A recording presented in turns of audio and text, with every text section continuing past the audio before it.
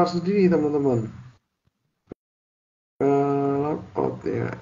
Nah, ini coba saya hubungkan ke Mas Putra ya. Terima kasih buat teman-teman yang sudah join kembali. Tadi kita kayaknya ada kendala teknis nih ya. Saya juga belum tahu apa sebabnya. Halo, Mas Putra apakah sudah terhubung? Teman-teman boleh ini ya, boleh kasih update saya ya. Apa yang ada kalau terjadi perubahan baik itu suara ataupun video gitu. Karena tadi kita coba untuk terhubung untuk live bersama tapi saya belum dapat videonya Mas Putra. Jadi kayak saya live sendiri padahal udah berdua. Jadi teman-teman boleh update ya kalau nanti misalnya ada perubahan gitu dari tampilan live-nya. Ini masih coba ya. Suaranya nggak muncul. Halo? Suara saya sudah terdengar ke anak?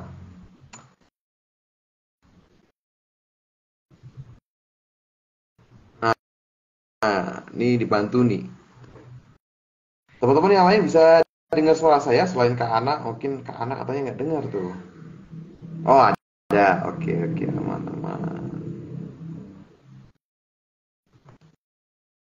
Oke. Nah, nanti kalau ada perubahan di videonya kasih tahu ya teman-teman ya. Kalau di saya ini masih menghubungkan ke Mas Putranya ya. Nah, jadi tadi informasi lagi karena tadi mungkin kepotong ya. Teman-teman semua nanti bisa klaim promo spesial di live kali ini dengan hanya melakukan capture live Instagram, kemudian nanti boleh dikirim ke DM Tarkol Indonesia untuk ditukarkan dengan potongan harga khusus untuk premium account ya. Jadi nanti tanpa syarat silahkan di screenshot aja. Nanti bisa langsung diklaim untuk dapat potongan harga seperti itu. Saya coba hubungkan lagi nih ke Mas Putra ya. Yo berdoa bareng-bareng teman-teman. Semoga diberikan kemudahan ya untuk teknis live kita malam hari ini. Gitu ya. Masih loading kalau di saya ya. Di teman-teman kelihatan?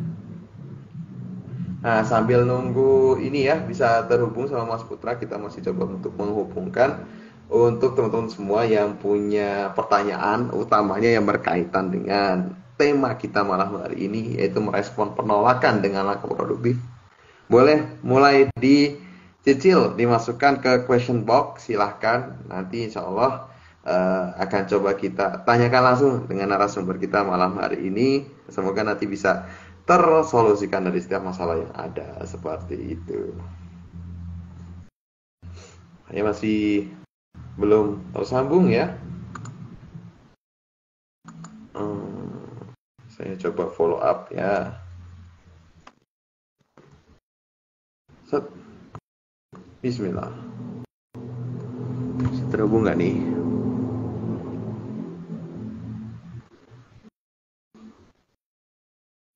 Ditunggu ya sebentar ya teman-teman ya. Kita coba hubungkan, ini belum berhasil. Atau ini ada apa ya? Ada apa gerangan?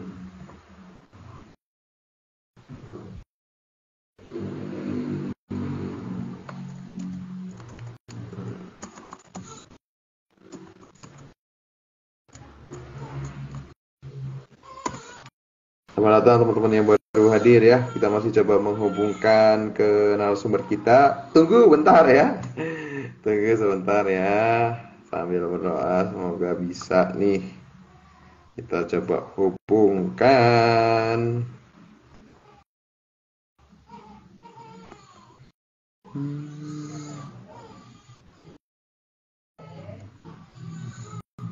Oh, ada apa ya?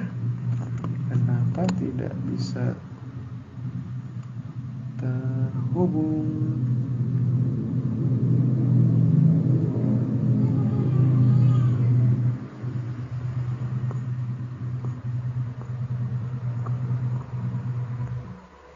Ada yang pernah punya kendala gini mungkin? Oke, coba saya batal undang, saya undang ulang. Oh, tidak dapat bergabung. Nah, ya ditunggu-tunggu. Alhamdulillah. Assalamualaikum Mas Putra. Waalaikumsalam warahmatullahi. Mas Putra ini bikin deg-degan aja nih. Aku juga deg-degan. Deg-degan ya, sama-sama deg-degan. Iya lah, harinya udah ditunggu-tunggu ya, saudara ya. Memang ada hal-hal yang memang di luar kendali kita dan itulah tadi ya cara kita merespon kondisi yang tidak diinginkan. Alhamdulillah kita sudah terhubung ya dengan Mas Putra setelah tadi berjibaku kita ya satu di antara yang lainnya untuk bisa terhubung. Kami ucapkan terima kasih buat teman-teman yang sudah sabar menunggu ya. Insya Allah semoga sesi kita malam hari ini bisa memberikan dampak positif untuk tadi setiap permasalahan teman-teman semua. Sebelum kita masuk ke materi, Mas Putra mungkin boleh kenalan dulu ya terkait dengan profil dirinya seperti apa. Itu barangkali dari teman-teman Best Toy ini belum tahu nih ya. Nah nanti juga biar bisa tahu concernnya kemana nih mau tanyanya. Silakan Mas Putra bisa memperkenalkan diri. Ya, halo, assalamualaikum warahmatullahi wabarakatuh. Perkenalkan, namaku Muhammad Agus Saputra, bisa dipanggil Mas Putra. Jadi, aku adalah seorang Islamic Productivity Trainer pertama di Indonesia. Dan aku ngebangun platform namanya NAPS. NAPS ini wadah untuk teman-teman belajar caranya jadi muslim produktif dengan ilmu produktivitas berbasis Islam. Yang simpelnya aku sebut Islamic Productivity. Jadi, apa sih bedanya Islamic Productivity dengan produktivitas konven yang udah rame di luar?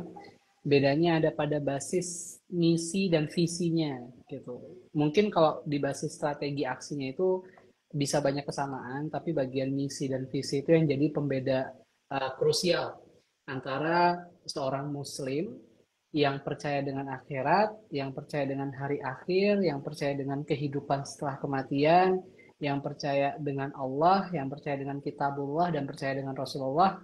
Gimana cara mengimplementasikan semua itu jadi sebuah sikap atau cara hidup produktif di dunia untuk bisa mencapai kesuksesan dunia juga akhirat insya Allah. Jadi produktivitas yang membawa ketenangan dan kebahagiaan yang sejati.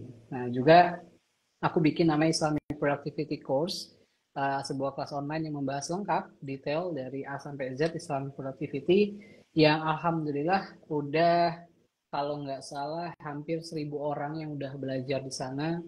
Jadi silakan teman-teman yang tertarik. Dan aku juga nulis ebook, ebooknya Morning Muslim, cara menjadi muslim yang produktif di pagi hari dengan dua hal, yaitu bangun pagi dan membangun pagi. Nah, insya Allah juga dalam waktu dekat mau launching satu ebook lagi, judulnya Muslim Time Management. Gitu, insya Allah. Jadi aku emang fokusnya di productivity yang khusus spesifik bahas di sudut pandang Islam. Gitu, insya Allah, Mas Zaky. Oke, baik ya. Tadi kita sudah sedikit dapat gambaran ya. Ternyata memang ada singgungan yang berbeda ya antara produktivitas yang biasanya kita dengar gitu, yang apa? Konven mungkin ya bahasanya ya. Konven sama yang Islamik gitu.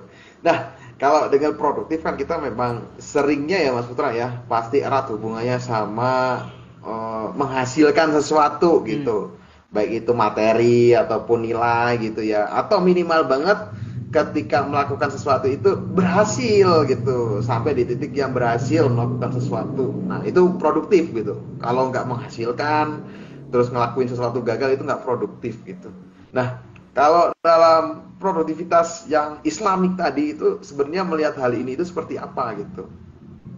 Oke, jadi ya ada salah satu pendapat atau definisi terkait produktif. Produktif itu adalah menciptakan apa kegiatan yang menciptakan value. Jadi value ini banyak definisinya tergantung siapa yang mendefinisikan. Kalau seorang muslim yang mendefinisikan, ya tentu value ini artinya pahala.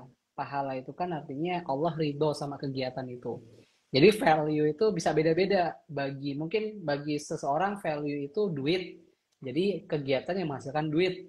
Ada juga yang merasa value itu adalah manfaat untuk orang lain. Maka aktivitas yang bermanfaat untuk orang lain. Ada juga value itu yang menyenangkan diri. Ya berarti kegiatan yang menyenangkan diri sendiri. Tapi sebagai muslim value itu adalah pahala. Jadi kalau kita ngomongin bernilai, maka dia harus berpahala. Karena bagi kita pahala itu sangat-sangat bernilai. nggak mungkin dapat ridhonya Allah kalau nggak dapat pahala gitu. Itu hal yang berkesinambungan. Nah, terkait proses tadi, jadi gini, yang menarik adalah hari ini manusia itu lebih sering mengaitkan produktivitas itu dengan hasil. Atau malah orang itu kalau produktif, insya Allah bahagia.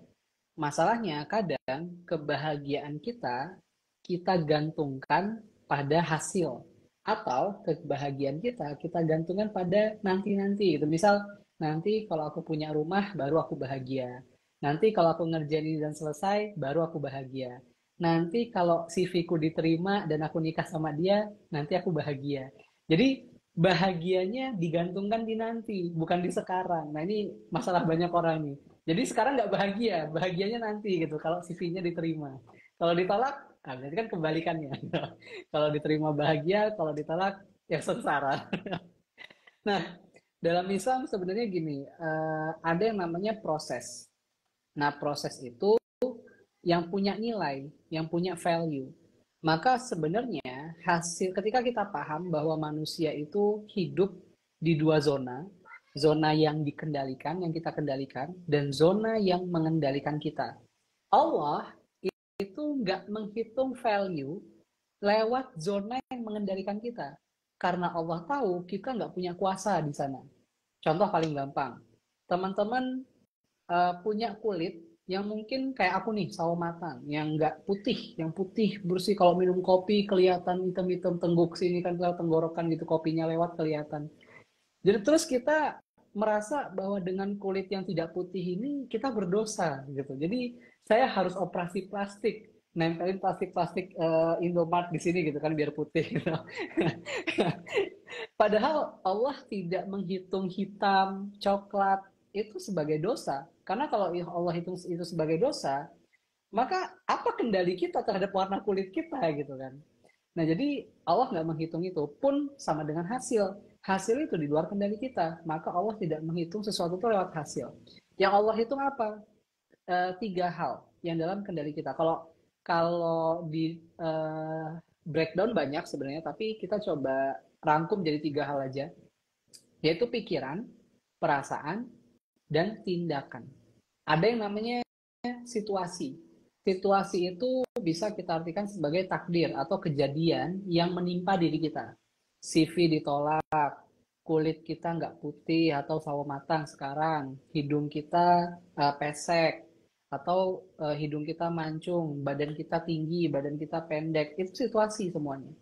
Nah, situasi itu tidak Allah nilai, karena kita nggak punya kuasa di sana.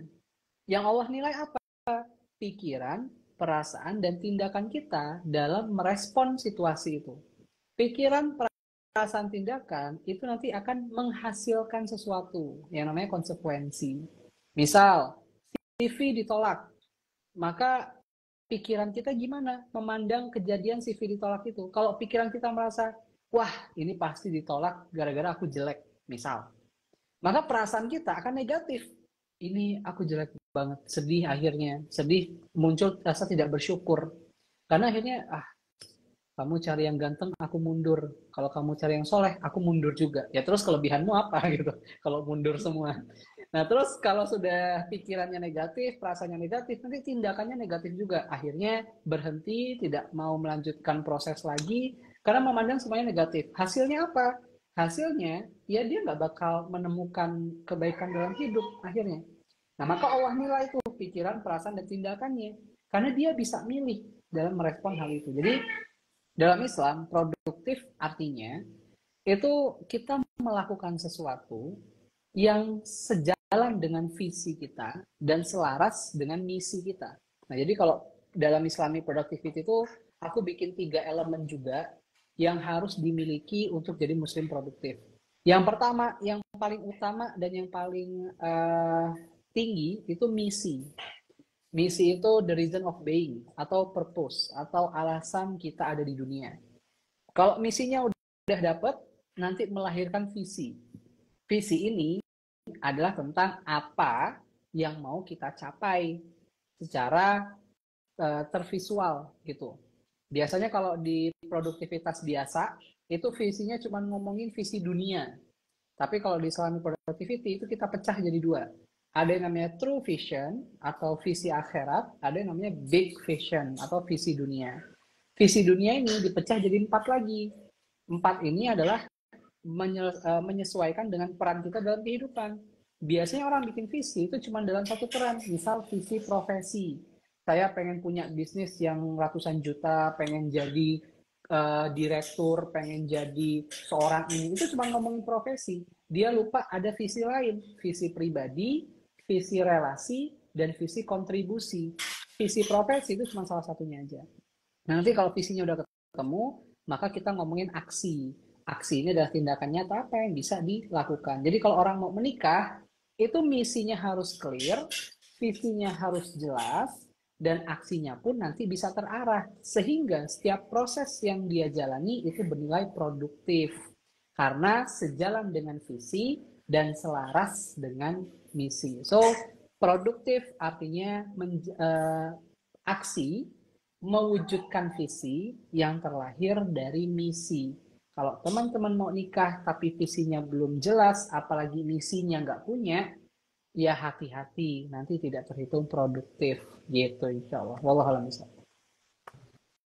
Baik, alhamdulillah. Berarti ketidakjelasan tadi justru jadi titik kritis juga ya terkait dengan produktif atau tidak gitu ya. Betul. Ternyata lebih susah nih ya. Oke. Menarik ya tadi ya. Berarti bahwa value tadi apabila dikaitkan dengan muslim, bahwa value utama muslim itu ya pahala tadi ya. Karena pahala itu selalu selaras dengan ridha Allah, dan ridha Allah itulah produktivitas sesungguhnya, seperti itu ya Mas Putra ya. Ya. Berarti gimana nih kalau Mas Putra sendiri melihat fenomena misal nih ada yang ta'aruf kemudian kan gagal tuh, nggak lanjut nikah ya. Seringkali yang gagal seperti ini pasti beranggapan kayak gini, wah nggak produktif nih, udah berbulan-bulan coba kenalan, akhirnya nggak nikah juga, sia-sia gitu, batal, nggak ada hasil gitu. Nah itu gimana Mas Putra kalau pas kondisinya responnya seperti ini gitu? Oke. Jadi pertama, tidak ada yang lebih baik kita ambil sebuah analogi kecuali kisah-kisah Nabi gitu. Jadi kalau misal kegagalan atau kesuksesan seseorang ditentukan dari sesuatu di luar zona yang bisa dia kendalikan, maka inilah sumber utama stres dan depresinya hidup seseorang. Contoh paling gampang, Nabi Nuh alaihissalam. Nabi Nuh alaihissalam tuh dakwahnya ratusan tahun. Ratusan tahun. Dan yang masuk Islam nggak sampai 100. Bayangin, ratusan tahun yang masuk Islam nggak sampai 100. Itu setahun nggak closing satu amat itu. Jadi bayangin 1 tahun tuh nggak closing 1 orang. Padahal aktif ngontak misal. Aktif mendakwahi orang. Tapi dalam 1 tahun, nggak ada 1 orang yang masuk. Mungkin tahun depannya baru masuk 1 orang lagi. Kelang 2 tahun baru 1 orang. Ini kayak satu. Itu bertahun-tahun. Nah terus tiba-tiba ada yang, misal ada standar. Berarti Nabi Nuh itu dakwahnya gagal. Loh kenapa? Uang ratusan tahun dakwah yang masuk juga nggak sampai 100. Nah ini kacau nih logika berpikirnya. Maka sama analoginya dengan tadi. Sudah berusaha ikhtiar menikah, mungkin sudah ratusan CV. Udah ratusan CV, banyak banget ya. Nggak bercanda. Maksudnya udah nyobain CV ini itu, tapi belum berhasil. Belum ada yang nerima. Jadi belum ada yang nerima, belum ada yang cocok. Terus berkesimpulan bahwa aktivitasnya sia-sia, gagal, tidak berhasil. Padahal diterima atau tidak CV dia, itu di luar kendali dia. Nah jadi stresnya itu awalnya di sana. Manusia mulai menghadapi kesulitan atau menghabiskan energi, pikiran dan usahanya ketika berusaha mengendalikan sesuatu yang di luar kendali dia. Nah, ini bahaya banget. Itu kita baru sia-sia. Sia-sia itu adalah berusaha mengendalikan sesuatu yang di luar kendali kita. Itu baru sia-sia. Nah ini penyakit overthinking biasanya. Orang-orang overthinker. Nah, lalu gimana cara pandang yang tepat? Cara pandang yang tepat adalah Allah tidak menghitung berapa orang yang masuk Islam dari Nabi Nuh. Yang Allah hitung apa aktivitas yang Nabi Nuh lakukan untuk menjalankan misinya, untuk mewujudkan visinya, aksi apa yang dilakukan.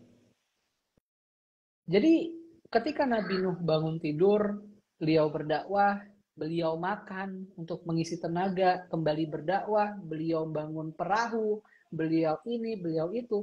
Ya Allah hitung itu aksinya. Segala aksi yang memang dalam kendali.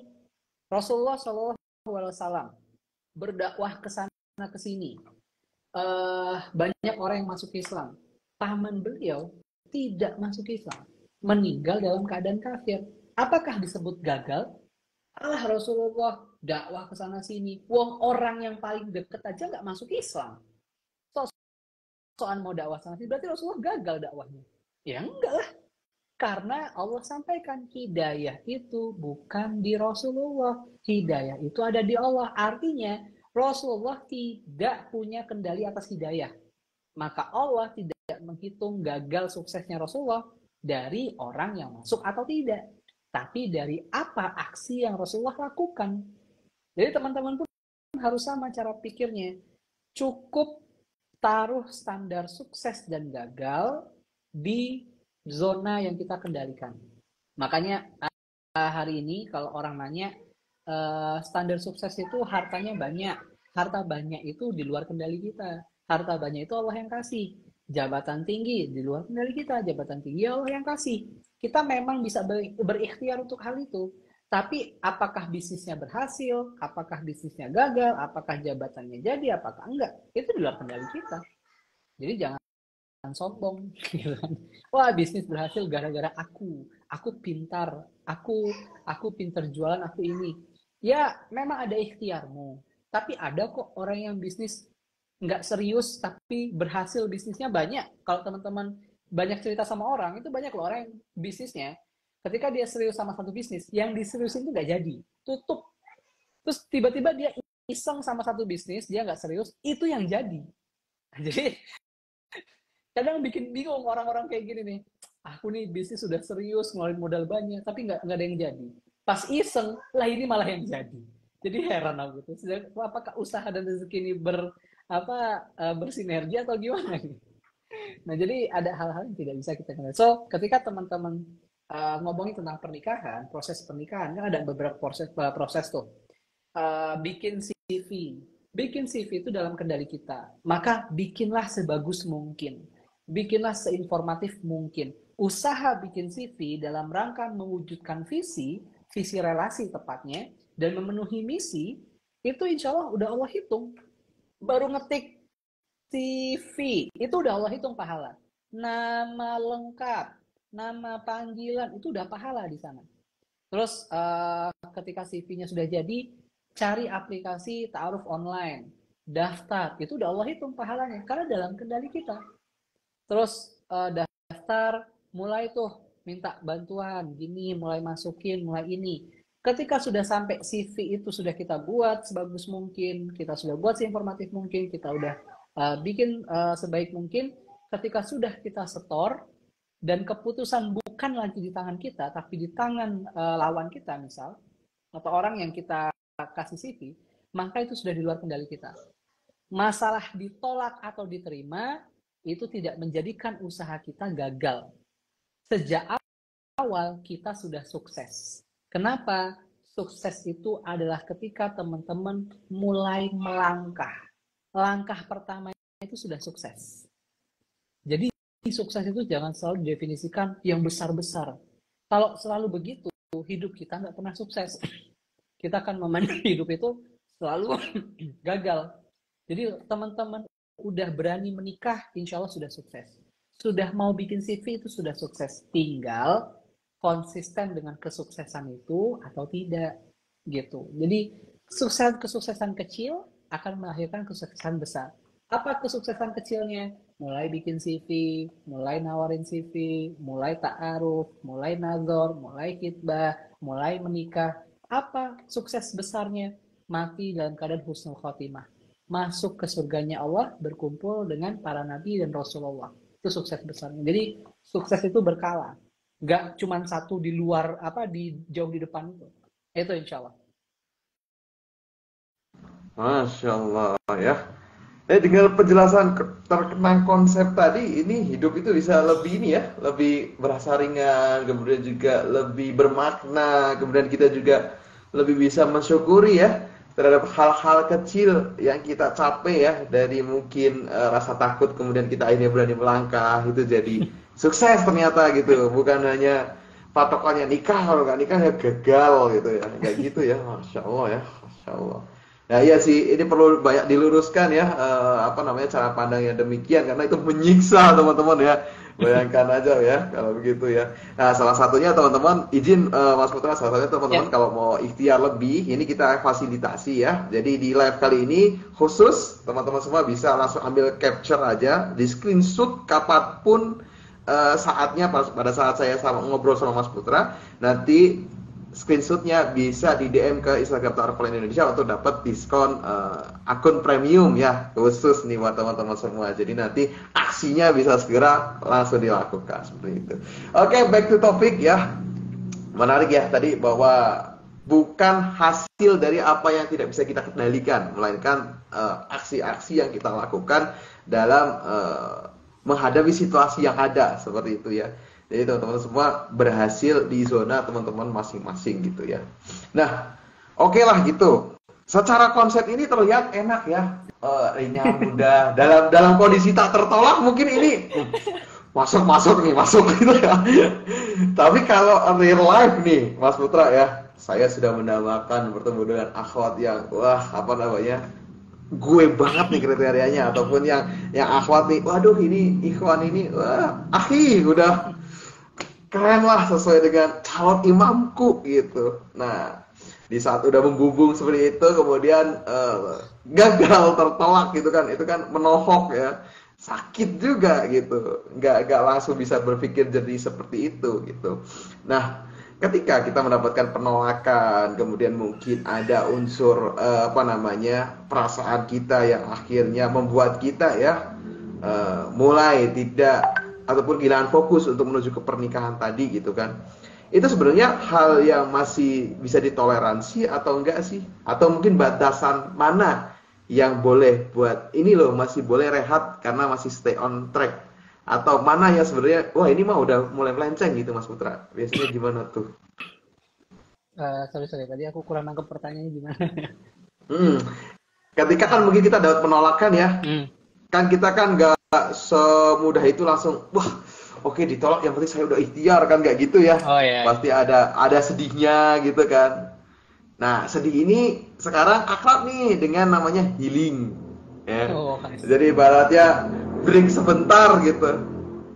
Nah, mana ataupun apakah break tadi termasuk masih produktif, apabila bagaimana break yang bagaimana gitu, atau mana hal yang akhirnya malah justru jauh dari produktif untuk menikah tadi, ketika kita dapat penolakan kemudian milih untuk rehat dulu, tapi rehatnya kayak apa gitu. Sebenarnya minta garis batasannya sih Mas Putra gitu. Oke. Eh, Ngomongin healing ya. Ya pertama ditolak pasti ada rasa nggak enak di dalam diri kita. Itu buatku manusiawi. Jadi nggak bisa kita tiba-tiba bilang kalau ditolak itu jangan sedih, jangan kecewa, gini-gini. Ya pasti ada lah gitu, pasti ada, insya Allah ada. Cuma tadi ditolak itu situasi, ditolak itu di luar kendali kita, ditolak itu hal yang tidak bisa kita kendalikan sama sekali. Maka yang bisa kita kendalikan apa? Respon kita terhadap situasi tersebut. Respon itu ada tiga, ada pikiran, perasaan, dan tindakan. Balik lagi, pikiran, perasaan, dan tindakan. Real life-nya, sorry, aku punya istri, eh aku itu ditolak 2 kali sama istriku. 2 kali ditolak. Ah, saya sekali ya. Sayang lah ya, beda tipis. Penol Penolakan pertama karena dianya belum siap. Penolakan kedua karena orang tuanya yang belum siap. Nah, waktu ditawarin ketiga kalinya, aku sempet nggak mau karena nggak siap aku ditolak dengan rekor hat trick gitu. 3 kali ditolak oleh perempuan yang sama gitu. Nah tapi dulu aku masih ingat banget apa respon aku terhadap penolakan itu. Karena gini, yang aku fokuskan pada waktu itu adalah visi. Visiku adalah aku butuh nikah secepat mungkin pada waktu itu. Jadi yang jadi problem utama itu belum menikahnya, sehingga solusinya adalah menikah. Tentang siapa yang akan jadi istriku itu prioritas kedua, gitu. Nah, artinya kalau aku ditolak karena visiku tadi aku harus segera menikah, maka ketika satu penolakan, aku langsung bermanuver ke orang yang lain, ke akhwat yang lain. Ditolak lagi ke akhwat yang lain. Jadi manuvernya cepat. Kenapa? Karena visinya harus segera menikah. Beda kalau visinya adalah aku harus menikah sama si A. Kalau sudah visinya menikah sama si A, ketika ditolak, dia stop. Karena nggak ada lagi. Mau apa coba? Mau ke si B? Tidak pernah terfikirkan. Itu bukan visi dia. Yang tergambar dalam kepala dia hanya pernikahan dalam kondisi si A sebagai istrinya. Tidak ada kondisi lain. Sedangkan dalam kasusku, kondisi dalam kepalaku adalah aku menikah secepat mungkin. Variabelnya si A, si B, si C, prioritas kedua. Nah, jadi akhirnya dari sana kita bisa melihat healing atau tidak healing, break atau tidak break tergantung pada prioritas. Prioritasnya apa? Apakah butuh menikah secepat mungkin atau nikahnya santai? Nikahu santai. Jadi menikah dengan santai. Enggak ya? Bahaya ini. Nikahu santai. Jadi menikahnya santai. Ya kalau santai mah ditolak, tak break dulu lah seminggu. Ya nggak masalah. Kalau dia santai, tidak ada urgensitas yang membuat dia harus buru-buru menikah. Misal dia masih bisa mengendalikan hawa nafsunya, dia bisa mengendalikan pandangannya, dan dia menilai kalau aku menikah, alhamdulillah. Kalau belum, ya tak santai aja. Masih bisa puasa kok, masih terjaga juga. Bukan prioritas pertamaku. Nah itu nggak apa-apa. Jadi healing tidak healing, break tidak break, tergantung pada prioritas. Ketika dipaksa, makanya ini tidak bisa dipaksakan satu konsep ke semua orang. Sama dengan hukum menikah itu tergantung pada orang itu kondisinya gimana. Beda-beda. Ada yang nikahnya jadi wajib, ada yang jadi sunnah, ada yang jadi bahkan ada yang jadi haram bahkan. Ada orang yang diharamkan menikah. Ketika dia menikah hanya untuk dalam kepalanya menutupi kebusukan-kebusukan dia, misal dia pengen dia punya dosa besar, dosa itu bisa dia tutupi dengan dia menikah, dan istri itu tidak dia jadikan sebagai istri tapi hanya sebagai apa ya, figura aja lah, figuran aja, tidak dia seriusin. Nah itu haram menikah kayak gitu. Ada yang menikahnya sudah jadi wajib, dia udah nggak bisa nahan hawa nafsunya, dia sudah khawatir akan terjerat dalam dosa, dia khawatir dengan banyaknya fasilitas dosa hari ini, maka dia ingin menjaga kehormatan dia, menjaga agama dia, menjaga diri dia, maka itu diwajibkan menikah. Ada juga yang nikahnya mubah, ya dia boleh-boleh aja, boleh nikah, boleh nanti, ya terserah. Karena ada juga beberapa ulama yang bahkan sampai akhir hidupnya tidak menikah. Bukan karena mereka santai, tapi dedikasi hidup mereka untuk ilmu itu luar biasa. Sampai kadang gak terpikirkan buat mereka menikah. Gitu. Nah, jadi berbeda-beda. Tidak bisa satu konsep itu fix ke semua orang. Tergantung kondisi dan situasi. Gitu insya Allah.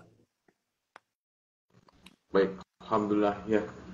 Memang makanya tadi openingnya Mas Putra juga langsung jelasin ya tentang visi, misi, dan aksi ya. Iya. Karena itu landasan produktif atau enggaknya ya. Nanti ketika Betul. ditolak, kamu mau milih break atau enggak, ya balik lagi ke visi kamu apa gitu. Kayak malam hari ini ya, kalau memang kamu memang udah butuh nikah dan pengen berusaha, ya silahkan bisa capture live ini, kemudian klaim promonya melalui DM ya.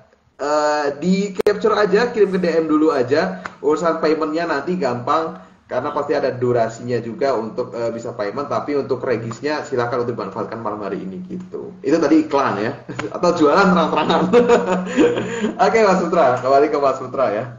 Jadi tadi tergantung ya, nggak bisa dipukul rata gitu ya bahwa yang break dulu itu jelek ataupun yang Ya, apa namanya langsung juga jelek gitu, tapi tergantung dengan urgensi dari kondisi dan situasi yang ada gitu ya. Nah, betul. namun kalau bicara ini, kalau secara teknis ya, mungkin umum gitu Mas Putra. Kalau misalnya nih kita mengalami penolakan gitu ya, dari Mas Putra, tipsnya nih, tips teknis, langkah-langkah untuk kembali produktif dalam hal ini adalah kita asumsikan ya, produktifnya dia itu visinya memang menikah itu menjadi urgent sekali untuk dilakukan saat Ya. ini gitu. Nah, setelah mengalami penolakan itu kira-kira gimana tuh step-stepnya, Mas Putra? Oke, tadi balik lagi ya ke konsep. Jadi aku selalu kasih konsep ke teman-teman supaya theater of mind-nya terbentuk, mind mapping-nya tergambar gitu. Tadi ya, ditolak atau diterima itu situasi. Situasi itu di luar kendali kita. Hasil adalah situasi plus respon. Situasi plus respon sama dengan hasil. Jadi ada dua parameter kanan kiri, ujung dan pangkal. Situasi itu awalnya, hasil itu akhirnya. Di antara situasi dan hasil ada respon. Respon ini tiga hal: pikiran, perasaan, dan tindakan.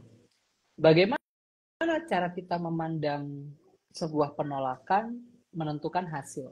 Apakah mendapat ketenangan atau sebaliknya? Apakah mendapat pahala atau sebaliknya? Tergantung pada respon.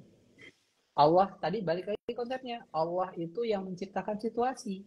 Maka Allah tidak menghitung pahala atau dosa dari situasinya. Allah menghitung pahala dan dosa dari respon kita terhadap situasi itu. Dan respon kita terhadap situasi menentukan hasil. Jadi ada penentu hasil di sana. Nah, sekarang kita ngomongin ditolak. Ini contoh, kita gambarkan contohnya. Saya ditolak nikah. Apa ditolak CV-nya?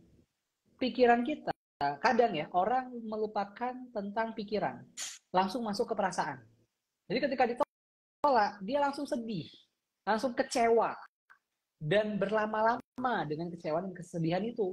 Sehingga tindakan dia tadi, kemales, break, butuh healing, healingnya 2 tahun, jauh banget healing 2 tahun gitu kan. Terus akhirnya hasilnya nggak dapet apa-apa. Orang merupakan jembatan pikiran. Artinya apa? Tidak berpikir sudut pandang yang positif dari penolakan itu. Contohnya apa Mas sudut pandang positif dari penolakan itu? Ditolak. Positifnya adalah berarti Allah gariskan mungkin bukan dia istri terbaik untuk aku. Karena doa kita harusnya ya, kalau berdoa lagi pengen nikah itu bukan ya Allah jadikan si A itu istriku. Kalau dia adalah jodoh orang ya Allah, maka aku juga orang. Kalau dia berjodoh sama orang lain, jadikan aku orang lain itu. Itu maksa banget. Jadi tidak ada ruang bagi si A berjodoh dengan orang lain gitu. Seakan-akan kita ngerti kalau si A itu terbaik buat kita. Kita nggak tahu. Maka doa kita ya Allah, jadikan istriku adalah istri terbaik untukku. Pilihkan yang terbaik. Kalau si A itu jodohku, baik buat agamaku, baik buat urusanku, baik buat dakwahku, baik buat duniaku, jadikan. Tapi kalau bukan yang terbaik buatku, maka gantikan dengan yang terbaik. Dan jadikan hatiku ridho dengan takdirmu. Ridho dengan pilihanmu. Ridho dengan keputusanmu. Karena ya Allah, sungguh engkau maha tahu, lebih tahu dan berilmu. Sedang aku hanya makhluk yang lemah, makhluk yang bodoh, makhluk yang nggak tahu, makhluk yang nggak ngerti masa depan, makhluk yang nggak tahu mana yang baik buatku dan mana yang buruk buatku. Keputusannya kita serahkan ke Allah. Nah, kalau sudah begitu, pikiran kita akan ngerti bahwa penolakan itu bisa jadi adalah hadiah dan anugerah dari Allah. Oh, Allah lagi hindarkan aku dari si A. Maka aku ke si B aja. Coba. Si B ditolak lagi. Alhamdulillah. Berarti bukan dia yang terbaik buat aku. Bayangkan kalau pikiran kita merespon situasi dengan positif seperti itu, perasaan kita penuh rasa syukur dan sabar. Oh, alhamdulillah. Berarti bukan dia. Dan tindakan kita jadi positif. Ah, berarti bukan dia. Tak coba ke yang lain lah. Bukan dia aja, Gi. Tak coba ke yang lain. Itulah yang menghasilkan hal-hal positif dalam diri kita. Allah hitung pahala dari sana. Allah beri lebih banyak anugerah. Allah beri lebih banyak kelapangan. Jadi step by step yang bisa aku kasih adalah pertama, teman-teman perbaiki pikiran. Perbaiki cara pandang kita terhadap situasi. Nah, jadi aku nggak bakal kasih tips kayak cek CV kamu, perbaiki olahraga kamu. Wah, itu nantilah perentelan. Jadi aku kasih yang krusial, yang fundamentalnya. Pertama, perbaiki pikiran. Selalu sadar terhadap situasi yang terjadi dan coba cari sudut pandang lain. Jangan hanya dari satu sudut pandang. Ah, ini Allah berarti nggak kasih aku nikah. Katanya Allah itu mau mempermudah orang yang mau beribadah sama Allah. Buktinya aku dipersulit terus, ditolak terus. Ini namanya sudut pandangnya cuma satu. Coba lebih luas. Wah, Allah persulit aku nikah ini ada apa ya?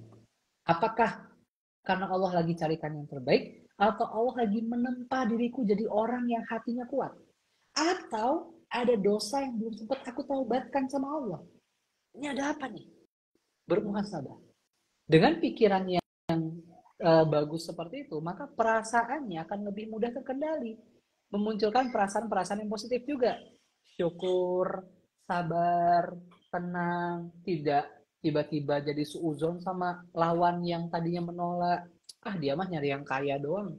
Mentang-mentang aku nggak kaya, dia tolak aku. Lah ente sudahlah tidak kaya, suuzon sama orang lagi. Negatif-negatif itu. Udahlah negatif makin negatif. Orang tuh kalau sudah negatif cari yang positif dong buat menutupi kenegatifan. Jangan malah ditambah negatif-negatif terus. Nah, terus ketika perasaannya positif, maka tindakannya nanti insya Allah akan Allah bimbing jadi tindakan yang positif. Dan dengan syukur dan sabar tadi menempa perasaan kita, tindakan kita akan lebih terarah. Kita akan lebih menghargai proses. Kita akan lebih menghargai setiap keputusan orang lain. Oh, dia nolak, ya sudah, itu keputusan dia, aku bisa apa? Tapi kalau misal next mau nyoba ke dia lagi, ya nggak masalah. Asal sebelum nyoba lagi, pikirannya tadi diperbaiki. Kenapa ya dia nolak aku? Kayaknya di bagian ini nih harus tak perbaiki. Visiku belum jelas dalam pernikahan. Mungkin, atau bisa tanya langsung sama perantaranya, Mas bisa tanyain nggak kenapa dia nolak aku?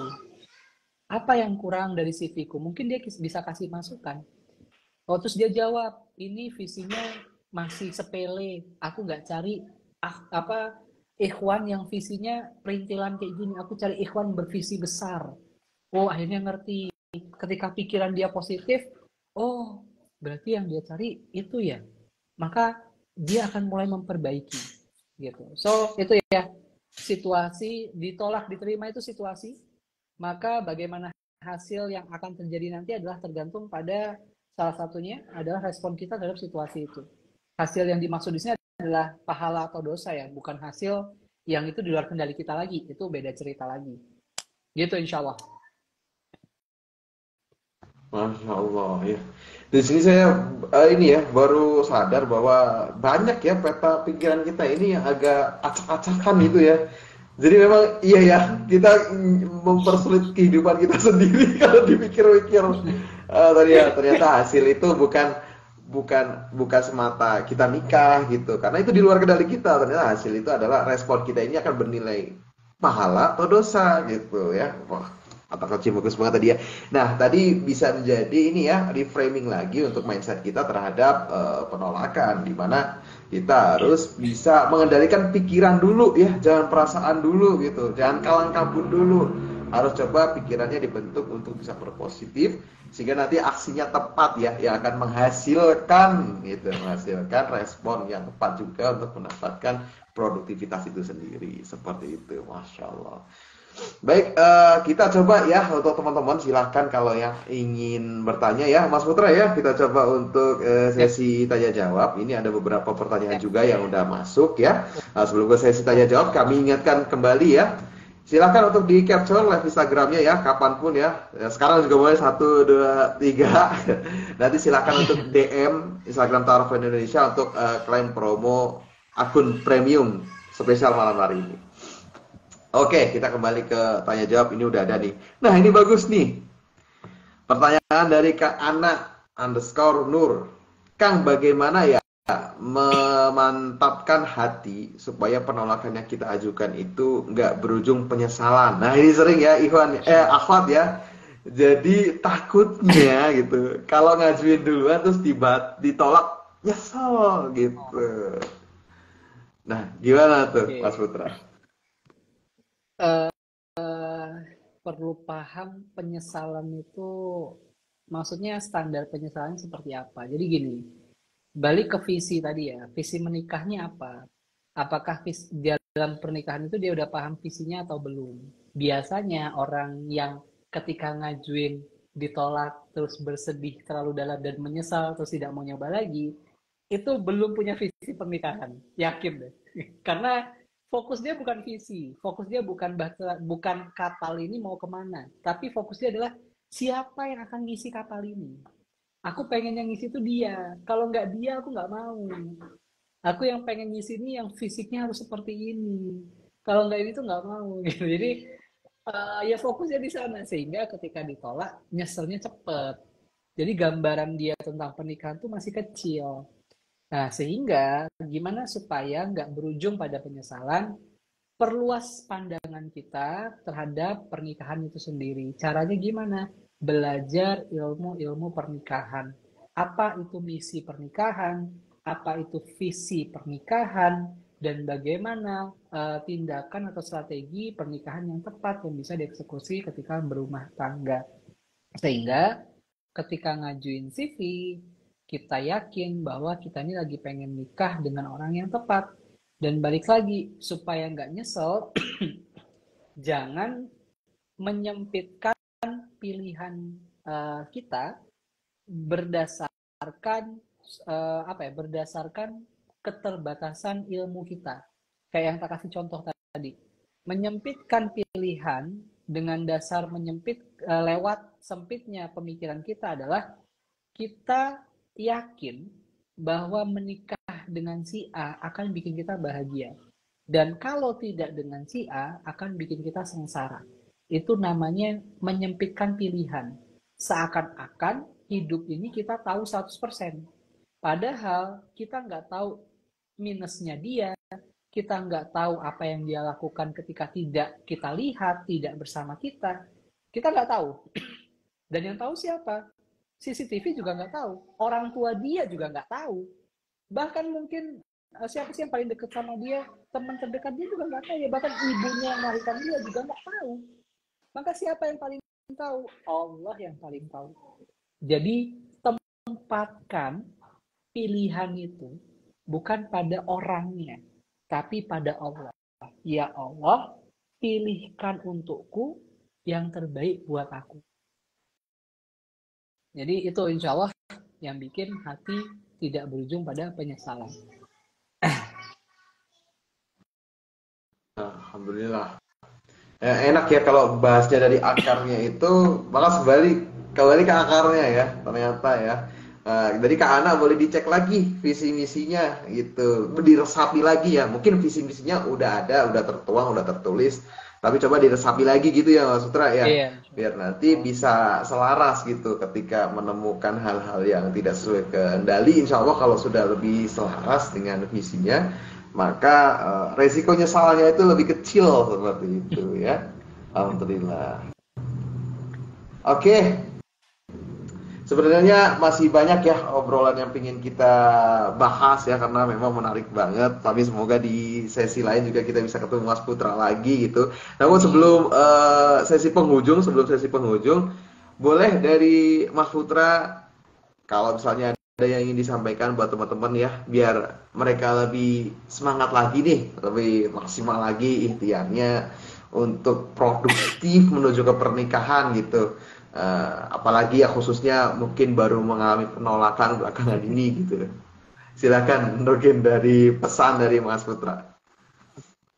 Oke, pesan dari aku, teman-teman, menikah itu isinya nggak cuma merah jambu, nggak cuma mesra-mesraan yang kayak teman-teman lihat di Instagram, mungkin di konten-konten yang dia pegangan tangan, jalan-jalan, terus akhirnya, ayo menikah muda, itu tuh enak loh, bahagia loh, itu bakal banyak senangnya loh, bakal mesra-mesraan loh.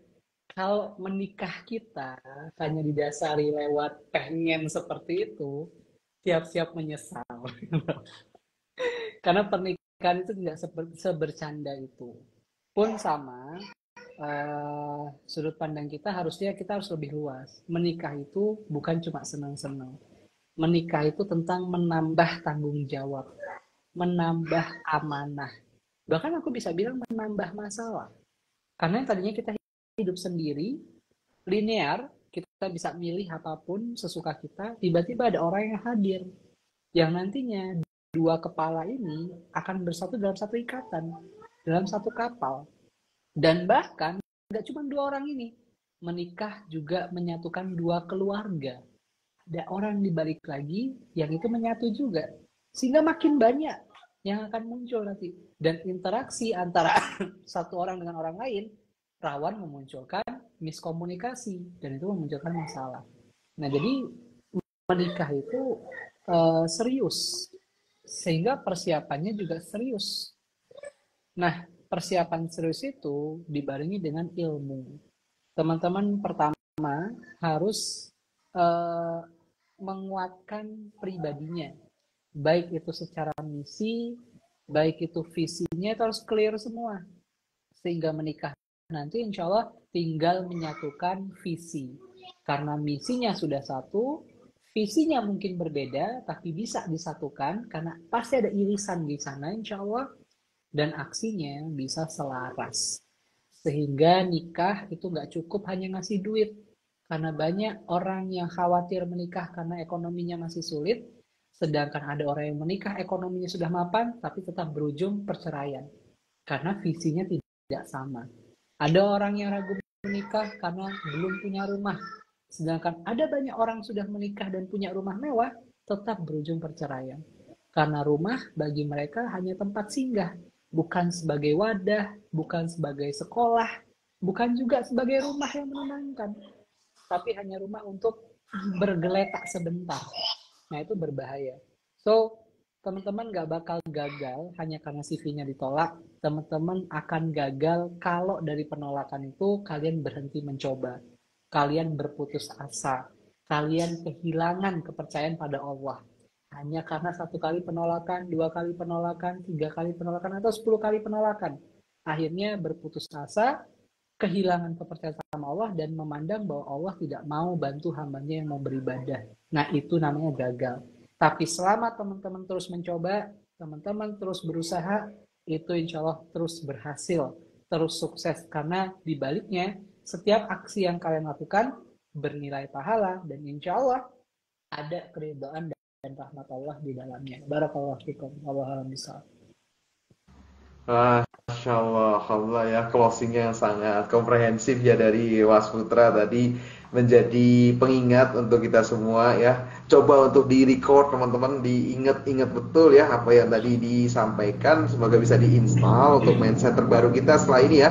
Harapan kami dari Ta'aruf Indonesia, sharing-sharing semacam ini bisa memperbarui mindset kita gitu, agar sedikit demi sedikit segala aspek kehidupan kita itu akan terkait dengan Islam secara keseluruhan gitu. Jadi kita coba hadirkan mentor-mentor, kemudian cara profesional ya, yang punya concern di bidang masing-masing untuk dihadirkan di Ta'aruf Indonesia agar bisa berbagi ilmunya, sehingga nanti harapannya teman-teman semua bisa menyerap dari sumber ilmu yang sesuai dengan sejalan dengan nafas Islam, insya Allah seperti seperti itu. Nah, tadi perbincangan kita insya Allah yang menarik tadi juga akan kita record. Jadi buat teman-teman yang mungkin baru join nggak usah khawatir karena kita simpan untuk live-nya nanti bisa ditonton kembali ya.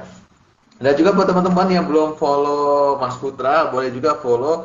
Beliau juga aktif, ada kelas-kelas mungkin teman-teman yang mungkin masalahnya ataupun pengen lebih dalam lagi buat bahas suatu topik bahasan masalah. Nah, nanti boleh tuh dikepoin akunnya Mas Putra. Siapa tahu di sana ada opsi-opsi kelas yang akan membantu teman-teman semua untuk bisa menyelami materi untuk solusi permasalahannya seperti itu.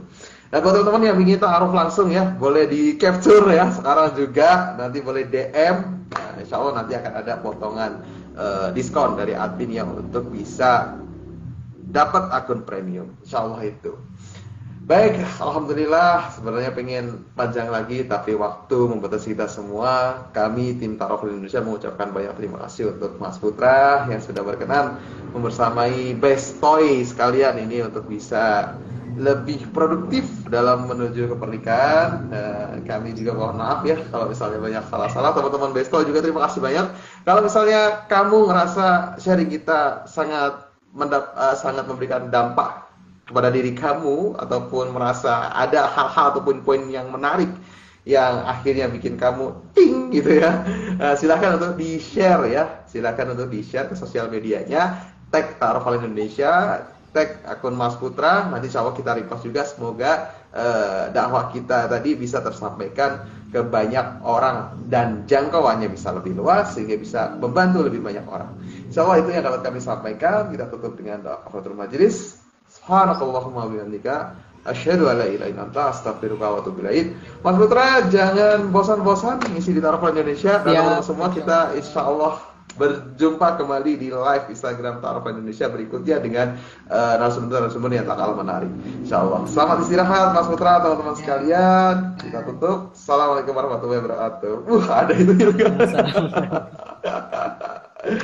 Assalamualaikum warahmatullahi wabarakatuh.